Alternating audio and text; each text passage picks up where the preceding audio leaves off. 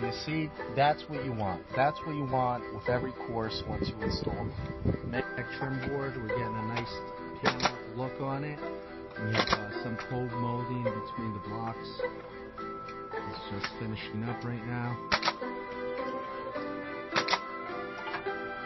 OK channel, starter strip, straight.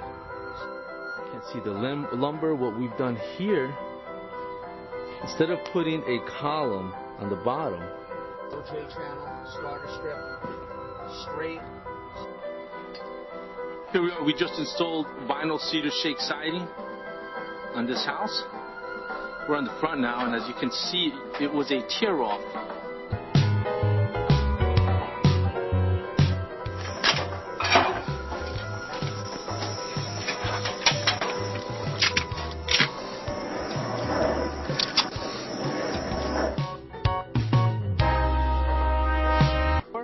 For your free consultation and estimate, or go to one of our websites,